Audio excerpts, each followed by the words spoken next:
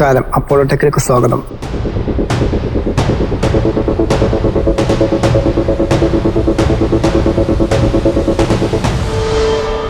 ഇന്നത്തെ വീഡിയോയിൽ നമുക്ക് സൂര്യനെ കുറിച്ച് നോക്കാം. 5000 കോടി വർഷങ്ങൾക്ക് ശേഷം സൂര്യൻ ഇല്ലാതാവും എന്ന് എത്ര പേർക്കറിയാം?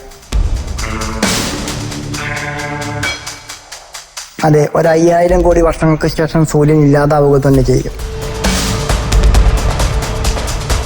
സൂര്യനിലെ ഹൈഡ്രജനും ഹീലിയവുമാണ് സൂര്യനെ നിലനിർത്തുന്നത്.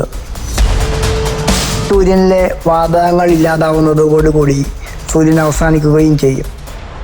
സൂര്യൻ കത്തുന്നത് ന്യൂക്ലിയർ ഫ്യൂഷൻ ഉപയോഗിച്ചാണ്. ന്യൂക്ലിയർ ഫ്യൂഷൻ എന്ന പ്രവർത്തനത്തിന്റെ ഫലമായി ഹീലിയവും ഹൈഡ്രജനും കത്തുന്നതാണ് ഈ സൂര്യൻ പ്രകാശശോഭയോടുകൂടി കത്തുന്നതിന് കാരണം. ഭൂമിയിലെ സർവ്വ ജീവജാലങ്ങൾക്കും സൂര്യനാണ് ഊർജം തരുന്നത്. സൂര്യന്റെ ഊർജം ഉപയോഗിച്ചാണ് ഭൂമിയിൽ ജീവന്റെ തുടിപ്പ് നിലനിൽക്കുന്നത് തന്നെ. അതെ, ഇങ്ങനെയുള്ള ഭൂമി സൂര്യനാൽ തന്നെ അവസാനിക്കപ്പെടും ഒരു കാലത്ത്. സൂര്യൻ ചുവന്ന ഭീമൻ എന്ന അവസ്ഥയിലേക്ക് എത്തുന്നതോടുകൂടി ഭൂമി അവസാനിക്കും എന്നാണ് പറയപ്പെടുന്നത്. ഒരുപക്ഷെ ചിലപ്പോൾ അതിനു മുമ്പ് തന്നെ ഭൂമിയിൽ ജീവന്റെ അംശമില്ലാതായേക്കാം. ഏതാണ്ട് 5000 കോടി വർഷങ്ങൾക്ക് ശേഷം സൂര്യൻ അവസാനിക്കും. അതിനു മുമ്പായിട്ട് തന്നെ സൂര്യനിൽ ചുവന്ന ഭീമൻ എന്ന അവസ്ഥയിലേക്ക് എത്തിപ്പെടും.